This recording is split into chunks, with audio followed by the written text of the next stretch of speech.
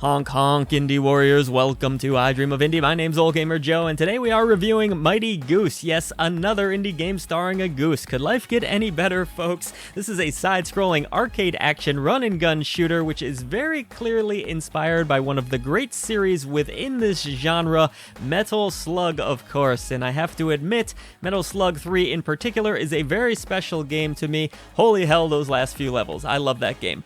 Anyways, Mighty Goose could easily be mistaken for an SNK game in terms of the way it looks, the way it plays, and it sounds, but you won't be controlling Marco Rossi and his pals in this one. No, you'll be playing as the great Mighty Goose, who's trying to defeat the destroyer of galaxies, Void King. The little bit of story that is present throughout this game is generally told at the beginning of a new level, where you'll get some simple text dialogue, and Goose communicates through his phone with his home base. I'd like to think you aren't here for the story, however. You want fast-paced shooting, giant explosions, and of course wave after wave of enemies, right? Well, you're in luck, my friends, because Mighty Goose delivers all the chaotic fun and action that this genre is known for. This is a game that will feel very familiar to anyone who's played a run-and-gun shooter. You, of course, have your standard gun, which you'll need to fire at enemies, and the game allows you to either manually fire or rely on auto-fire, which means not having to mash on the button repeatedly. You could probably guess which one I chose. Goose can also roll, which not only helps you to dodge out of the way of enemy fire, but can also be used to make some jumps, because yes, from time to time, you will be dealing with some light platforming sections.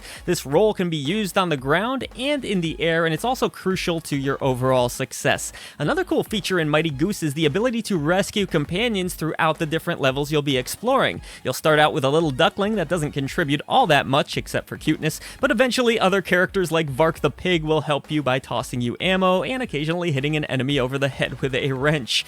These companions can also be controlled by a second player if you so wish, and while it's better than nothing, it does end up feeling a bit like a tacked-on co-op experience versus a fully fleshed out one. Outside of your companions, which you are able to choose between levels, Goose can also enter a Mighty mode, which is basically what you would expect, an overdrive of sorts where you'll go completely bonkers, deal out more damage, and take far less of it. You will have to keep an eye on your Mighty meter, because once it runs out, so too do your powers. The last thing worth mentioning gameplay-wise is the ability to fire downward at your enemies. By pointing your gun down, you'll float more slowly, and this technique will help you to clear out enemies that you otherwise would have landed directly on top of, so I quite liked it, actually. Some of the missions in Mighty Goose will have you using tanks and other fun vehicles. These are again very reminiscent to something that you would have found in a Metal Slug game. They'll take a certain amount of damage, and then you'll have to bail out of them before they explode. So yeah, coming across the occasional vehicle is nice and all, but what happens when you need one and there's no vehicle in sight? Well, you just whip out your trusty cell phone and you dial it in. You will collect coins off of the different enemies in this game that you've destroyed, and you can spend them to summon new vehicles as well as get different weaponry if you don't happen to have a weapon upgrade. There's things like rocket launchers in this game, you have machine guns, of course, but my personal favorite ended up being the electricity gun. So a decent variety to the weapons here, not a ton of them, but enough to keep things fresh. Mighty Goose even features a little bit of an upgrade system. You have an energy bar and a set amount of energy that can be used. You'll have to pick between different abilities that you'll unlock along the way, and you'll have to choose wisely because Goose can only hold so many at a time. These abilities range from sprint boots, which help your movement, to a protein bar that will make your Mighty meter last just a little bit longer. And on top of all of that, you'll also be unlocking secondary weapons like honks for Goose that he can use, like a shield honk, or chunker bombs that you can hurl at enemies. Again, you will need to choose your loadout wisely. Well then, maybe this game was a little deeper than I was initially expecting, but don't worry, there's nothing too complicated here, and it all comes together quite nicely in Mighty Goose. I found that the controls were pretty responsive for the most part. Shooting and running feels great, but I do have to admit that some of the platforming can be a little bit on the wonky side. Thankfully, there's not a ton of these sections, so it's not a huge deal, but yeah, it's definitely not Mighty Goose's strong point. Overall, though, the game is simple for anyone to understand, it's generally responsive, and it's a heck of a lot of fun. That's the key component that you're looking for, right?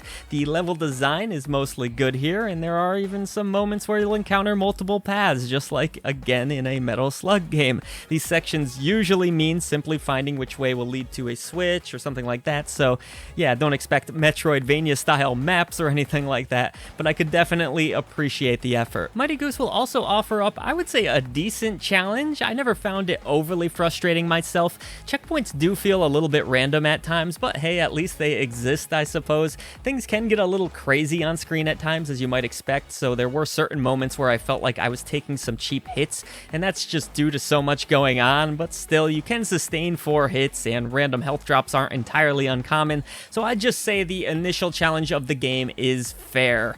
I say initial because without spoiling things, there are reasons to go back and play again. As far as graphics go, I think that Mighty Goose looks really awesome. Again, there's a ton taking place on screen, but that really adds to the overall enjoyment of the visual presentation. The PC version of the game never really hitched or slowed down for a moment unless it was during an intentionally slowed down section, because yes, these do occur for cinematic purposes from time to time, and they weren't always my favorite, but no, the pixel art looks great despite the fact that the animations aren't always super smooth. There's decent variety to the levels, and the boss encounters were always a joy to behold. I do have to say though that while all of the different explosions and machine guns firing off in Mighty Goose sound pretty great, I was a bit puzzled on a few occasions by the soundtrack. Now don't get me wrong, most of these tracks are really pleasant to listen to, but occasionally I would be blasting through an intense area while a soft melodic tune similar to like a Donkey Kong Country style game would be playing in the background, and I don't mean the high energy levels in Donkey Kong Country, I'm thinking more like aquatic ambience. So yeah, cool soundtrack, don't get me wrong, but a little bit disjointed at times. In the end though, I had a really great time blasting through Mighty Goose. The game might take you around 3 hours or so to get through, but like I mentioned, there are reasons to go back. I wish some of the platforming felt a bit tighter, and the co-op features seem tacked on in like a missed opportunity,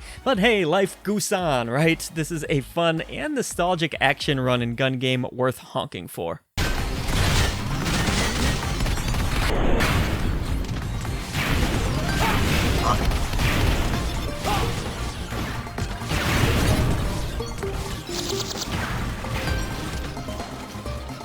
Thank you so much for watching the latest video from I Dream of Indie. We'd now like to take a moment to thank our great indie warriors, Mitchell Hall, Kevilo, Bunny, Bill Tikaz, Christian Cruz, Strict9, Rosie Syntax, Chris Jackson, Nathan Moore, Peach, Adriana Amato, CJR, Jesse, Falco Lombardi, C-Coil, and Skeptism. Thank you for all you do for independent games, developers, publishers, and for I Dream of Indie. Help us bring a voice to the voiceless by heading down to the description box below or head on over to idreamofindie.com and let's stop that echo chamber.